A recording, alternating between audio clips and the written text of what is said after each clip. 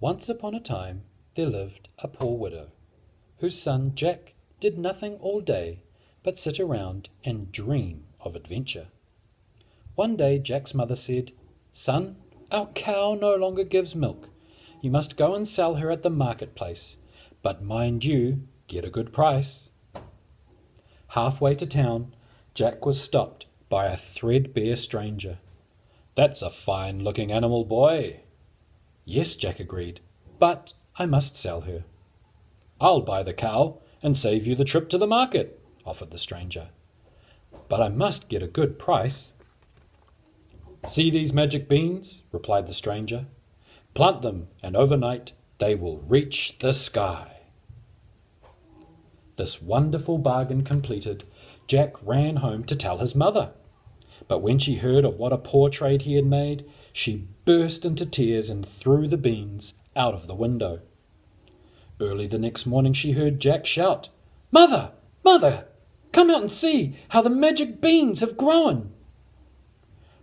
Running out, she beheld a giant beanstalk that towered above their cottage and disappeared into the clouds. "I'm going to climb it," Jack cried, "and see where it ends." The twisted vines made a natural ladder, so Jack was soon high above his mother's cottage, which looked like a dollhouse below. Brushing by clouds, he climbed, and climbed higher still.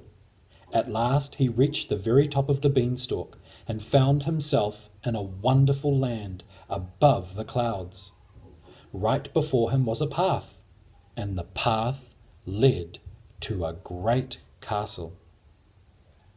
After a long walk, Jack found himself at the castle.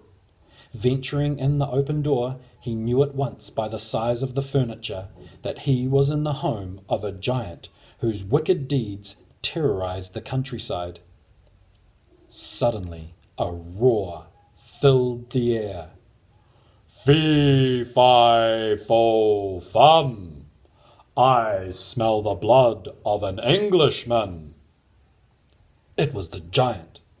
Quickly, Jack popped into a closet and scarcely breathed while the giant searched. Presently the giant grumbled, "Must have been a boy I ate for breakfast. Good wife, my dinner and my treasures."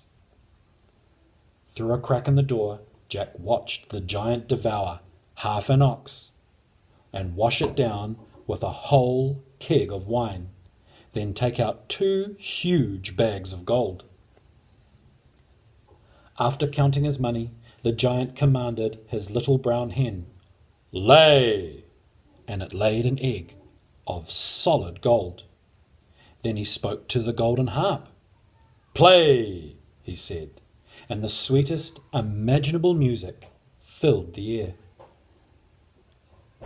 As soon as the giant fell asleep, Jack crept out of the closet, gathering up the bags of money, the hen, and the harp. He ran softly for the door. Just then the golden harp came to life and sang out, "Master, Master." The giant awoke with an angry roar and sent Jack flying down the path to the beanstalk. The wicked giant wasted precious moments bellowing over his loss, then came thundering down the path. By the time he caught up with Jack, the boy and his treasures were disappearing down the beanstalk. Beside himself with rage, but half afraid to trust his weight to a vegetable stalk, the giant gingerly started down the beanstalk. The giant's hesitation gave Jack time to reach the ground, run into the cottage, and grab an axe. And with one chop, he cut halfway through the beanstalk. One more chop, and he cut through it. Crash! The giant fell to the ground, dead. Jack laid out his treasures on the table and told his mother, "Our fortune is made! We have 2 bags of gold, a hen that lays golden eggs, and a harp that will fill our days with music." The end. Scenes created by Florence Thomas.